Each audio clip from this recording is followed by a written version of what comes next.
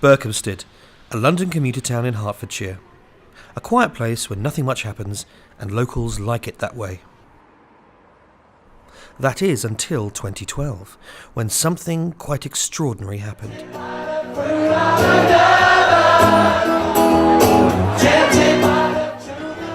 In all honesty, I reckon it was the best thing that had ever hit Berko.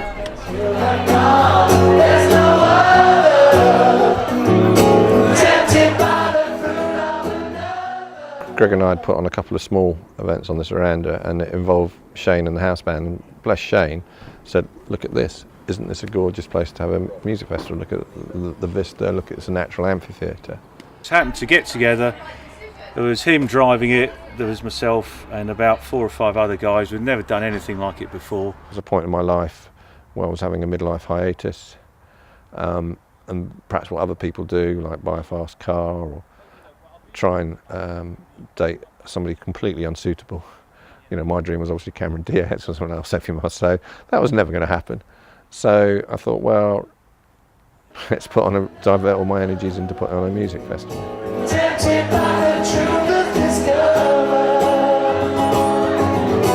It was beyond my wildest dreams how successful it was and how much joy we gave people, and also were able to give to local charities. I mean, we still do.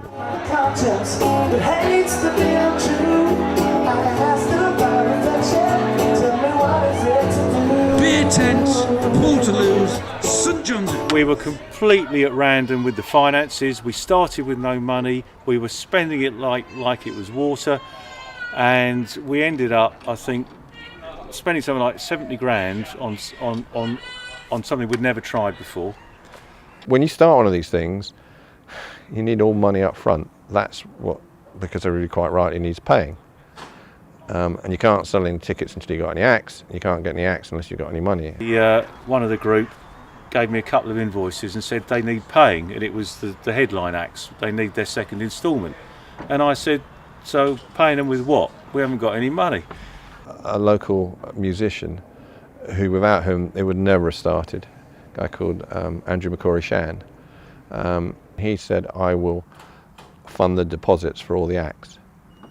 So then you could book acts and then carry on. So that's, various things came together. And at that point I thought, well look, it's all coming together, we should do it.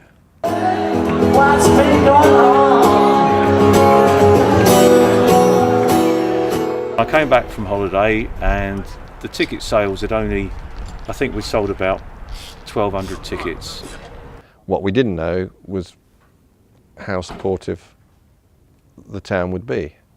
And up to the week before, it didn't look like they were being that supportive, which is fair enough. It's not a complaint, it was an observation, because we only sold about 700 tickets. And then the forecast was, it's going to be a blistering hot day. And suddenly from about midweek, the ticket sales went through the roof. And on the day, we had a walk-in that nobody predicted. On the day, we got absolutely rammed at the gate. We must have had, well we did, we had over 4,000 people turn up. It was just phenomenal. Talking to people, they could just say there's just a stream of people walking through Berkhamsted to come to it.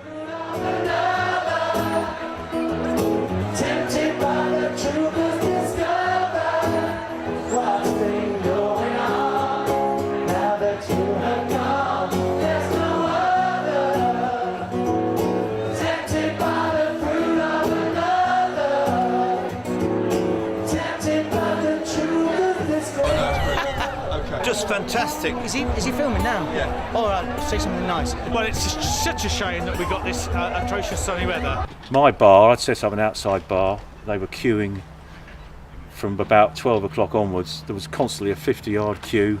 I mean, we just couldn't sell quick enough. There was another, the King's Arms had a bar as well. They were flogging off. We had big, like circus tents everywhere. It looked like Agincourt. It was the most fantastic looking event, as I said, I reckon that Berko's ever had. Joining me again.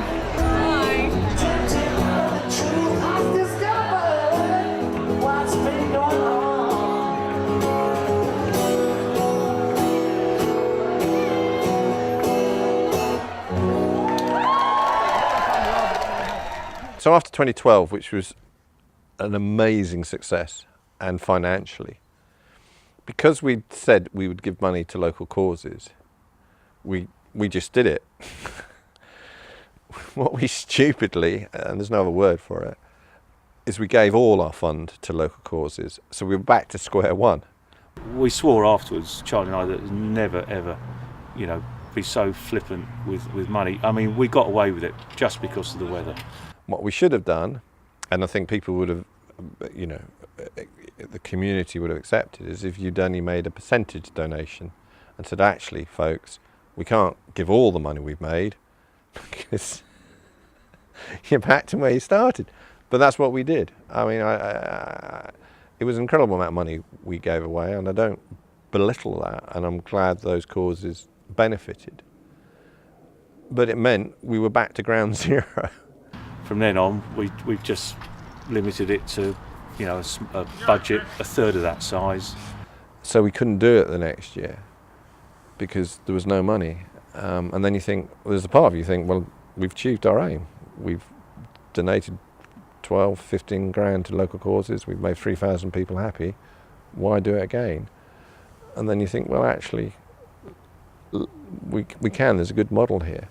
So we missed the year, and then we called the next year Grassroots, because we were trying to convey the impression that it was a smaller festival. The only way we could do it was to go really small and build back up.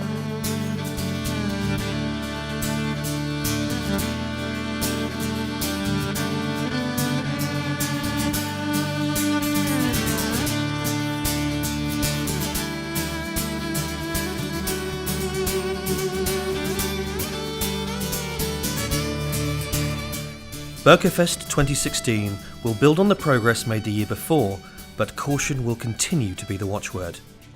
With 3 months to go, the BerkoFest team meet at the cricket club, where the event will take place, to start planning the details of the day. Music is his passion.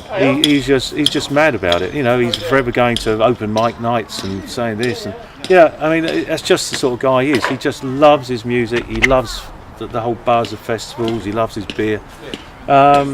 And when you get part of it, half the people say he's a complete nutter, and often we think the same. But you can't help but, I suppose in a way, feel sorry for him. That no other bugger will help him do it, so we do. Every organisation needs somebody like Greg, the wise old owl. It's immeasurable what he does. What people don't realise is running a music festival is not sexy. Festival means ordering toilets. It means ordering wheelie bins. It means picking up litter. It means ordering marquees. That's what Greg does. He's just brilliant, no fuss, just does it. And he's very good at it. He's very practical.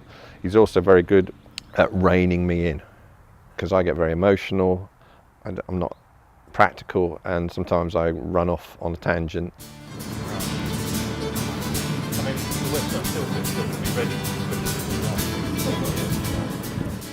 Lucinda is an absolutely crucial, well, everybody's a crucial part of the team. She loves live music, and she gives an inordinate amount of time. Her job is the most stressful, as in she has to deal with the artists, she has to deal with the stage and sound, make sure that turns up, and that area are the people that are the slowest in replying, and it's quite stressful. She also has to deal with problems that are going to amount on the day. Rebecca, who recently moved into the area, well, the last couple of years, who I used to work with, and she does all the non-sexy things of writing to the stallholders for insurance certificates, blah, blah, blah, getting, all these things. This is what makes a festival happen.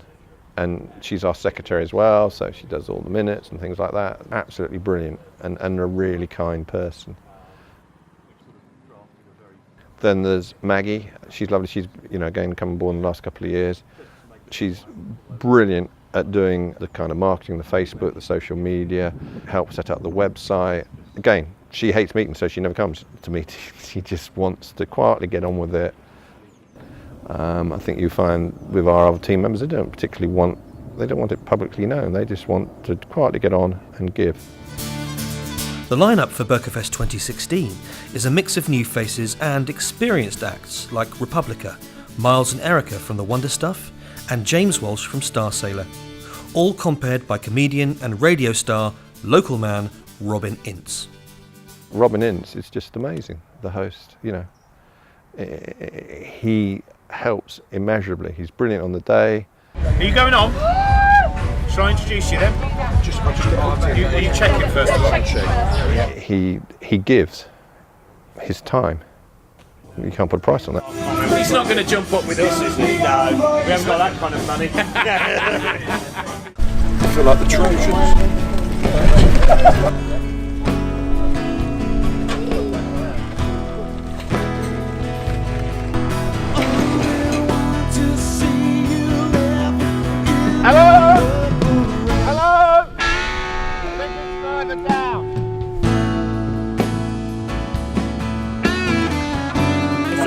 Came up with the idea a few years ago, wrote it on a napkin in a restaurant, and these guys eavesdropped, frankly, and have stolen my thunder.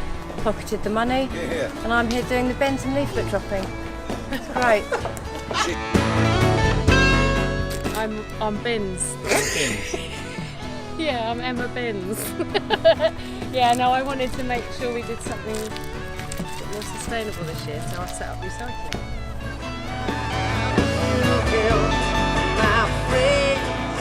Oh, I'll get high.